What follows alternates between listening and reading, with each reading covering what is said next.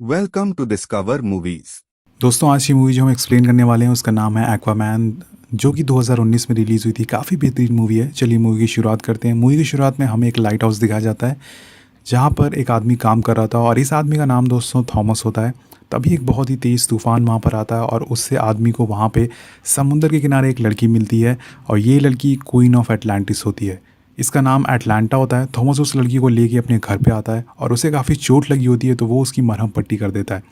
और जब अटलांटा अगले सुबह सोकर उठती है तो वो उसे बताती है कि समुंदर के अंदर एक शहर बसा हुआ है जिसका नाम अटलांटिस है और वो उस शहर की रानी है।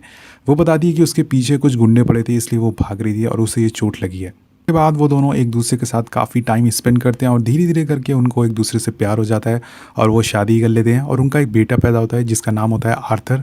ये कोई नॉर्मल बच्चा नहीं होता दोस्तों, इसके अंदर अजीम शक्तियाँ होती हैं। ये तीनों काफ़ी ज़्यादा खुश होते हैं अपने लाइफ में और काफ़ी एंजॉय कर रहे होते हैं, लेकिन एक दिन इन पर एक गुंडों का अटैक होता है। ये गुंडे दोस्तों अटलांटिस से होते हैं और अटलांटा उनका जमकर सामना करती है, एक एक करके सबको मार देती है। लेकिन बाद में वो थॉमस से बोलती है कि मुझे वापस जाना होगा क्योंकि अभी ये सिर्फ 4 आए हैं, मगर फ्यूचर में हो सकता है ये पूरी फ़ौज लेकर यहाँ पे आ जाए और तुम्हें और मेरे बेटे को भी काफ़ी नुकसान पहुँचा सकते हैं। बाद अटलांटा वहाँ से चली जाती है और अब हमें टाइम दिखाया जाता है जब आर्थर 5 साल का हो चुका है। वो एक दिन एक म्यूज़ियम में होता है अपने दोस्तों के साथ और वहाँ तभी वो मछलियों से बात करने लगता है। ये देखकर सभी लोग हैरान हो जाते हैं। इससे पता चलता है कि ये बच्चा कोई नॉर्मल बच्चा नहीं है, इसमें काफ़ी शक्तियाँ हैं, अजीम शक्तियाँ हैं। और अगले सीन में हमें एक रशियन सबमरीन दिखाया जाता है जिस पर कुछ समुद्री लुटेरे अटैक कर देते हैं जो कि समुद्री पायरेट्स होते हैं और सबको मारने लग जाते हैं। तभी वहाँ पे आर्थर आ जाता है, हमारा हीरो आ जाता है। वहाँ पे उसकी एंट्री होती है। वो सभी उस पर गोलियाँ चलाते हैं लेकिन उस पर गोलियों का कोई असर नहीं होता है। वो सभी उसको मारने की कोशिश करते हैं लेकिन कोई भी उसके सामने टिक नहीं पाता है। वो सभी को मार कर गिरा देता है और शिप के सभी क्रू मेंबर को बचा लेता है। लेकिन तभी वहाँ पे जो लुटेरों का सरदार रहता है वो आ जाता है, उस पर हमला कर देता है एक बड़ी बंदूक से और दोनों के बीच में काफ़ी तगड़ी वाली फाइट होती है। इसके बाद आर्थर भी काफ़ी गुस्से में आ जाता है, वो उसे बहुत ही बुरी तरह से मारता है और इसी बीच जो सरदार का बेटा होता है वो भी आ जाता है जिसका नाम डेविड होता है। ये दोनों के बीच में तगड़ी फाइट स्टार्ट हो जाती है और इसी बीच एक मिसाइल डेविड के पिता के पैरों के पास गिर जाती है, पैरों के ऊपर गिर जाती है जिसके कि वो उसके नीचे दब जाते हैं। उसके बाद लड़ाई के दौरान सबमरीन में काफ़ी छेद हो जाते हैं जिसमें कि उसमें सारे पानी भरने लग जाता है और डेविड के जो पिता है उनके पैरों पर मिसाइल गिरी है वो उसमें फंस जाते हैं और शिप में पानी भरता रहता है। उसी टाइम डेविड आर्थर से मदद मांगता है कि वो उसके पिता को बचा ले, लेकिन आर्थर उनको बचाने से मना कर देता है। आर्थर बोलता है कि तुम लोगों ने बहुत लोगों को मारा, ये तुम्हारी सज़ा है और आर्थर वहाँ से चला जाता है। डेविड उसके बाद डेविड के पिता भी डेविड को वहाँ से जाने के लिए बोलते हैं। उसे बोलते हैं कि तुम्हें अपनी जान बचानी होगी और आगे चल के आर्थर से मेरा बदला लेना होगा। उसके बाद एक बॉम्ब विस्फोट होता है जिसमें कि डेविड के पिता की मौत हो जाती है और नेक्स्ट सीन में हमें 2 और मेन कैरेक्टर दिखाए जाते हैं जिसमें कि एक का नाम और होता है और दूसरे का नाम होता है नेरियस। ये दोनों दोस्तों अपने किंगडम के राजा होते हैं जो कि समुंदर के अंदर इनके किंगडम बसे होते हैं और यहाँ पे ये दोनों मीटिंग करने आए होते हैं। और उनमें से और बोलता है कि इंसान जो है वो हमारे ऊपर जो रहते हैं वो हमारे समुंदर को पूरी तरह से ख़राब कर रहे हैं, पूरी तरह से दूषित कर रहे हैं, सारा कचरा पानी में फेंक रहे हैं जिसकी वजह से जो हमारी मछलियाँ हैं, हमारे जो पानी में जीव जंतु रहते हैं वो मर रहे हैं। इनको हमें सबक सिखाना चाहिए। लेकिन जो नेरियस होता है, दूसरा राजा होता है, वो बोलता है कि तुम अकेले जंग का आगाज़ नहीं कर सकते इंसानों के साथ, इसलिए तुम्हें 4 किंगडम की परमिशन लेनी होगी। बेसिकली दोस्तों समुंदर के अंदर 7 किंगडम रहती है, 7 राजा रहते हैं जिनकी 7 किंगडम है और अगर इनको ज़मीन से हमला करना है, ज़मीन से वॉर करनी है तो इनको 4 किंगडम का साथ चाहिए, नहीं तो जो बाकी के किंगडम है वो इनसे पे हमला कर देंगे। इन सारी बातों से जो नेरियस होता है वो सहमत नहीं होता। वो बोलता है कि नहीं, हमें इंसानों पे हमला नहीं करना चाहिए क्योंकि कुछ इंसान बुरे होते हैं और जो बाकी इंसान हैं वो काफ़ी अच्छे हैं, वो हमारी मदद भी करते हैं। इसके साथ ही ये दोनों बात ही कर रहे होते हैं तभी एक सबमरीन का हमला हो जाता है इन पर। एक रशियन सबमरीन का एक बहुत बड़ी मिसाइल आके इनके ऊपर टक्कर मारती है जिसमें कि नेरियस के ऊपर काफ़ी बड़ा पत्थर गिर जाता है और उसके बाद और उसे बचा लेता है और उस सबमरीन को टाइटन से, अपने जो उसका टाइटन होता है, उसका हथियार होता है, उसे पूरी तरह से तबाह कर देता है। सारी चीज़ें देखकर नेरियस अब उसके साथ देने के लिए तैयार हो जाता है। वो तैयार हो जाता है कि हाँ, इंसान हमारे ऊपर हमला करना चाहते हैं, हमें पूरी तरह से बर्बाद करना चाहते हैं। वो अपनी पूरी सेना और को देने के लिए तैयार हो जाता है और दूसरी तरफ उसके बाद दिखाया जाता है कि डेविड के पास कुछ और के सिपाही आए हुए हैं और उसे शुक्रिया अदा कर रहे हैं क्योंकि जो सबमरीन का अटैक हुआ था नेरियस और पे ऊपर, वो बेसिकली एक हमला नहीं था, वो एक चाल थी और की, जिससे कि जो नेरियस है वो उसका साथ दे सके। वो उसको जो और के सिपाही होते हैं वो उसे कुछ सोने के सिक्के देते हैं, लेकिन डेविड लेने से मना कर देता है। वो बोलता है कि मुझे एक्वामैन चाहिए। आर्थर उसके बाद सीन शिफ्ट होता है और आर्थर अपने पिता के साथ अपने घर की तरफ जा रहा होता है। तभी वो देखता है कि समुद्र में बहुत ही ऊंची लहरें उठने लग जाती है। देखते ये सुनामी में तब्दील हो जाती है और आर्थर की जो कार होती है वो इनमें दब जाती है, इनके अंदर सुनामी में चली जाती है। आर्थर अपने पिता को बचाने की पूरी कोशिश करता है, लेकिन वो जो लहरें होती हैं वो इतनी ज़्यादा तेज़ होती हैं। तभी दोस्तों यहाँ पे एंट्री होती है हमारी हीरोइन की, जिसका नाम मीरा होता है। मीरा आर्थर के जो पिता होता है उसको बचा लेती है और नेरियस की बेटी भी होती है मीरा। और आर्थर उसको शुक्रिया अदा करता है और बोलता है कि शुक्रिया, तुमने मेरे पिता को बचा लिया। मीरा बोलती है कि तुम्हें मेरे साथ चलना होगा, तुम अटलांटिस के राजा हो। और वो बताती है कि अगर तुम नहीं चले तो तुम्हारा जो भाई है वो ज़मीन पर कहर बरसाएगा अपना। लेकिन आर्थर उसके जाने के लिए मना करता है। वो बोलता है कि जिन लोगों ने मेरी माँ को मारा है वहाँ मैं नहीं जाऊँगा, उनके साथ मैं नहीं रहूँगा। उसके बाद हमें अगला सीन दिखाया था। अगली सुबह दोस्तों हमें दिखाया जाता है कि पूरा समुंदर का जो कचरा है वो ज़मीन पर आ चुका है। जितने जो शिप होते हैं, वॉर के शिप होते हैं समुंदर में, वो सभी ज़मीन पर आ चुके हैं। मतलब एक तरह से दिखाया जाता है कि जो समुंदर के अंदर समुद्री वासी हैं अटलांटिया से, उन्होंने सारा जो कचरा है वो बाहर ज़मीन पर उठा के फेंक दिया और जंग का ऐलान कर दिया है। ये सारी चीज़ें देख के मीरा आर्थर से दोबारा बोलती है कि चलो तुम्हें चलना होगा और अपने जो किंगडम है उस पर राज करना होगा। आर्थर और उसके बाद और ये सारी चीज़ें देख के आर्थर अपनी पास्ट की कहानी बताता है। वो बताता है कि जब वो 15 साल का था तो अटलांटिस की क्वीन अटलांटा ने उसे अपना एक साथी को उसके यहाँ भेजा था, उसको योद्धा बनाने के लिए, उसको सारी ट्रिक समझाने के लिए, उसको अच्छा हथियारों से लड़ने के लिए। उस साथी का नाम वॉल्को होता है और वो उसे लड़ने की नई नई कलाएं सिखाता है। वो आर्थर को पूरी तरह से तैयार कर देता है। उसे बताता है कि तुम पानी के अंदर सांस भी ले सकते हो। वो ये भी बताता है कि हमारी जो आँखें हैं वो समुद्र के अंदर भी अंधेरों में भी देख सकती हैं।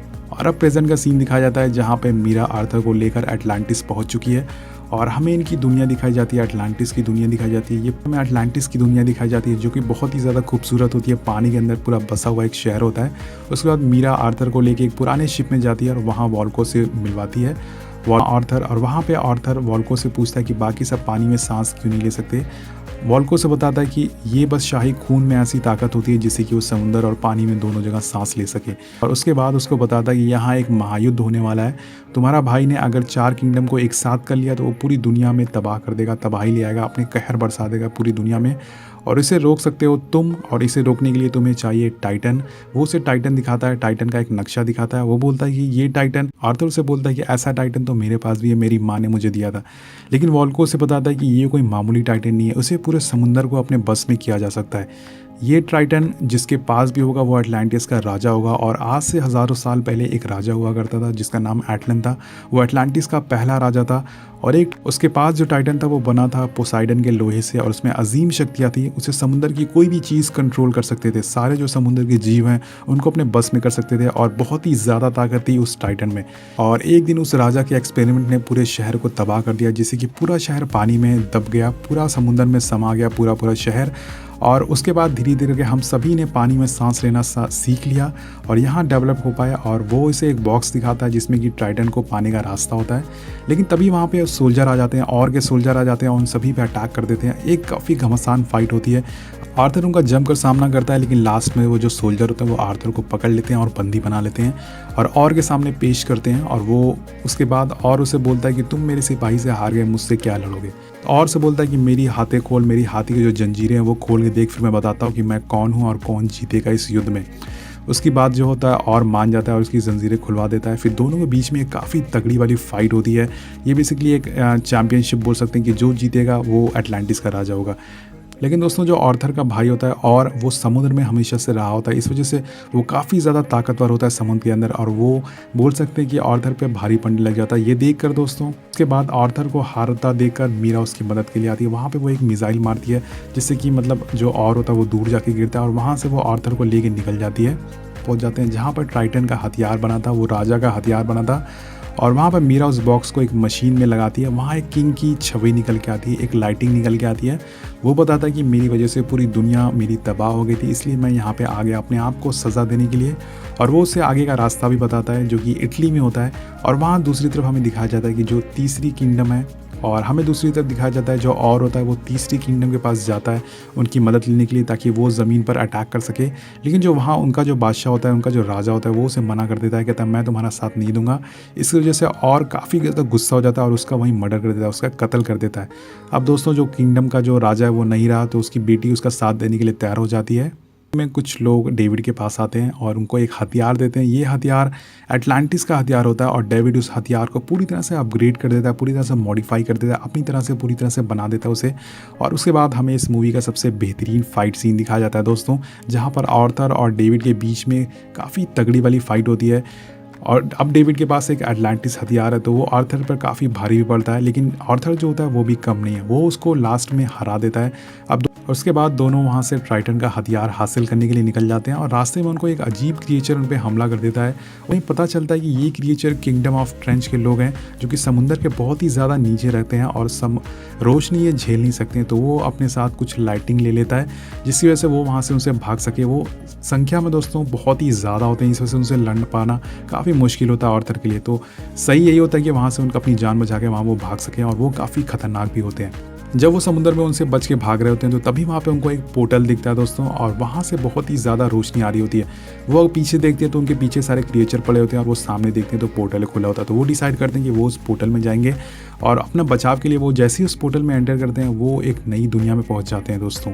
हमें एक पूरी तरह से नई दुनिया दिखाई जाती है, जिसका नाम लॉस्ट किंगडम होता है यहाँ पर। उसके बाद यहाँ पे एक चमत्कार हो जाता है, आर्थर को अपनी माँ दिखती है। जी हाँ दोस्तों, वो देखकर अपनी माँ को पूरी तरह से इमोशनल हो जाता है, पूरी तरह से आंसू उसकी आँख से निकलने लग जाते हैं। वो अपनी माँ से पूछता है कि आप ज़िंदा कैसे बच गए, मुझे वॉल्को ने बताया था कि आपकी मौत हो चुकी है। उसकी माँ बताती है कि जब मैं अटलांटिस वापस गई थी, तब मेरी शादी एक राजा के साथ कर दी गई थी। उनका एक बेटा भी हुआ था जिसका नाम और है, मतलब कि और आर्थर दोनों भाई भाई हैं। उसके बाद वो बताती है कि आर्थर के पिता को जब उसके दूसरे बेटे के बारे में पता चला, तो उन लोगों ने उनको ये क्रिएचर के सामने फेंक दिया, उनको बलि चढ़ा दी। लेकिन उस टाइम उनको भी वही पोर्टल दिखा जो कि आज आर्थर को दिखा था, और वो भी उस पोर्टल के ज़रिए यहाँ पर तक पहुँच गई है। उसके बाद आर्थर उससे पूछता है कि आप यहाँ से निकली क्यों नहीं, आप वापस क्यों नहीं गई। उसकी माँ बोलती है कि यहाँ से निकलना आसान नहीं है, सिर्फ यहाँ से एक ही तरह से निकला जा सकता है, वो है राजा का ट्राइटन। उसके बिना यहाँ से निकला नहीं जा सकता है। और उसके बाद उसकी माँ बताती है कि वो ट्राइटन उस झरने के पीछे है, लेकिन उसकी रक्षा एक बहुत ही बड़ा जानवर कर रहा है, बहुत ही बड़ा एक खूंखार जानवर कर रहा है, जिसे लड़ पाना काफ़ी मुश्किल है, जिसे हरा पाना एक तरह से बोल सकते हैं नामुमकिन है। आर्थर बोलता है ठीक है, मैं उससे लड़ने जाऊँगा और मैं उसको हरा के ट्राइटन वापस ले आऊँगा आपकी खातिर। उसके बाद आर्थर उस झरने के पीछे जाता है, वहाँ पे एक काफ़ी बड़ा क्रिएचर होता है, वो उसका सामना करता है और आर्थर उससे लड़ने की कोशिश करता है, लेकिन वो साइज़ में काफ़ी ज़्यादा बड़ा होता है। तभी आर्थर उसे अपने हाथ से दिखाता है और उसे रोकता है, उससे बात करने की कोशिश करता है। बोलता है कि मैं यहाँ पे अपनी माँ को बचाने के लिए आया हूँ, मैं इस टाइटन को लेने आया हूँ ताकि मैं अपने देश की, अपने समाज की रक्षा कर सकूँ। और तभी वो जो मॉन्स्टर होती है, उसका नाम कैराथीन होता है, वो उसे बोलती है कि तुम मुझसे बात कैसे कर पा रहे हो, क्योंकि सिर्फ राजा अटलांटिस ही थे जो कि मुझसे बात कर सकते थे। वो उसे एक मौका देती है, बोलती है ठीक है, मैं तुम्हें एक मौका देती हूँ ये ट्राइटन को हासिल करने का, लेकिन उसे हासिल करना इतना आसान नहीं है। एक सच्चा जो योद्धा है, महान योद्धा है, जो महान राजा है, वही उसे हासिल कर सकता है। वही राजा के हाथों से वो ट्राइटन छीन पाएगा, कोई और नॉर्मल इंसान उसको छीन नहीं सकता है। लेकिन दोस्तों आर्थर जो होता है, उसकी आंखों में जुनून होता है और वो एक सच्चा योद्धा है, इसलिए वो उस टाइटन को एक ही हाथ से खींच लेता है और उसकी सारी जो शक्तियाँ होती है वो आर्थर के अंदर आ जाती हैं। समुद्र में जितने भी जीव जंतु होते हैं वो सभी के सभी आर्थर के कंट्रोल में आ जाते हैं, वो सभी को कंट्रोल कर सकता था, यहाँ तक कि जो उसके सामने मॉन्स्टर था वो उसको भी कंट्रोल कर सकता था। उसके बाद इस मूवी का सबसे बेहतरीन सीन दिखाया जाता है दोस्तों, जहाँ पे आर्थर अपने पूरे सूट में और अपने जो लोहे का जो गोल्ड का टाइटन होता है उसके साथ उस झरने से, उस गुफा से बाहर आता है। और ये सीन देख के डेफिनेटली आपको गूज़ बम्प आ जाएगा। और दूसरी तरफ दिखाया जाता है कि अपने जो पूरी सेना लेके और एक और किंगडम के पास जा चुका है, जिससे कि वो मदद लेके जो समुद्र में लोग हैं, जो ज़मीन पर लोग हैं, उन पे अटैक कर सके। लेकिन वहाँ भी जो उनका राजा होता है वो भी उसको मना कर देता है कि मैं तुम्हारा साथ नहीं दूंगा, मैं तुम्हारे किंगडम के साथ दूसरों पे हमला नहीं करूँगा। इस बात से और काफ़ी गुस्सा हो जाता है उस पर। जैसे ही अपने टाइटन से हमला करने पड़ता है तभी वहाँ जो ज़मीन होती है समुद्र की, वो पूरी तरह से फट जाती है। वहाँ से काफ़ी बड़ा मॉन्स्टर निकलता है। वही मॉन्स्टर दोस्तों वही होता है जो कि टाइटन की रक्षा कर रहा होता है। उस पर बैठा होता है हमारा हीरो एक्वामैन। जी हाँ दोस्तों, उस मॉन्स्टर का नाम कैराथीन होता है। वो साइज़ में इतना ज़्यादा बड़ा होता है कि उसके सामने कोई भी नहीं टिक पाता है। वो एक ही झटके में सभी जो पूरी सेना होती है, चारों किंगडम की सेना, उनको हराने के लिए बढ़ने लग जाता है। और उसका ये जुनून, उसका ये पागलपन देख के जो बाकी जो किंगडम होते हैं वो उनके आगे झुक जाते हैं। उसके बाद दोस्तों मीरा अपने पिता के पास नेरियस के पास जाती है और वो उसे बताती है कि आर्थर ने जो सोने का ट्राइटन है, जो कि राजा का ट्राइटन है, वो हासिल कर लिया है। और ये सारी बातें सुन के नेरियस उसे बोलता है ठीक है, जो असली राजा है वो अब लेकिन जो और होता है, दूसरा राजा होता है, वो ऐसा नहीं करता है, वो उसकी बातें नहीं मानता है। वो आर्थर को चुनौती देता है, वो बोलता है कि ठीक है तुम्हारे पास ट्राइटन है, अब मुझसे लड़ के दिखाओ, मुझसे जीत के दिखाओ, बस ट्राइटन होने से कोई राजा नहीं बन जाता है। और अब मीरा आर्थर के पास आती है और उसको बोलती कि अगर तुम्हें और को हराना है तो उसे ज़मीन पर ले जाना होगा, क्योंकि पानी में उसको हराना काफ़ी मुश्किल है। दोनों एक सबमरीन के ऊपर जाते हैं, वहाँ पे काफ़ी तगड़ी वाली फ़ाइट शुरू हो जाती है। इस मूवी का सबसे बेहतरीन सीन है दोस्तों, सबसे बेहतरीन नहीं बोल सकते हैं, सब में से एक बेहतरीन, काफ़ी बेहतरीन फ़ाइट सीन होती है दोनों के बीच में। दोनों एक दूसरे के ऊपर भारी पड़ते हैं, काफ़ी दोनों अच्छे फाइटर होते हैं और दिखाता है। और आर्थर भी वो कम नहीं होता है, वो उसको अपना वो मूव, बचपन का वो मूव, बचपन की वो ट्रिक दिखाता है जो कि वॉल्को ने उसको सिखाया था। उसके बाद और उस पर कई बार हमला करने की कोशिश करता है, लेकिन वो हर बार फेल हो जाता है। अब आर्थर उसका जो ट्राइटन होता है वो भी अपने ट्राइटन से उसको तोड़ देता है और उसको जान से मारने वाला होता है, लेकिन तभी वहाँ पे आ जाती है उसकी माँ, क्वीन ऑफ एटलांटिस। अपनी माँ को देखकर और काफ़ी ज़्यादा इमोशनल हो जाता है, उसकी आंखों से आंसू गिरने लग जाते हैं और लड़ाई वहाँ पे रुक जाती है। और अब दोस्तों और को जेल भेज दिया जाता है और अब जो आर्थर होता है वो ऐलान करता है कि वो इस समुंदर का असली राजा है। और दूसरी तरफ दिखाया जाता है कि आर्थर के जो पिता हैं, बरसों के बाद जिसका इंतज़ार कर रहे थे, वो उनको मिल जाता है। जी हाँ दोस्तों, उनको फाइनली आर्थर की माँ जो होती है वो उनको मिल जाती है और यहीं पे मूवी का दी एंड हो जाता है, मूवी यहीं पे ख़त्म हो जाती है। आपको मूवी कैसी लगी नीचे कमेंट करके ज़रूर बताइएगा। इसका दोस्तों जो फाइट सीन है, जो एक्शन सीन है, वो काफ़ी ज़्यादा अमेजिंग है। चलिए सब्सक्राइब करना मत भूलिएगा। मिलते हैं आपसे अगली वीडियो में।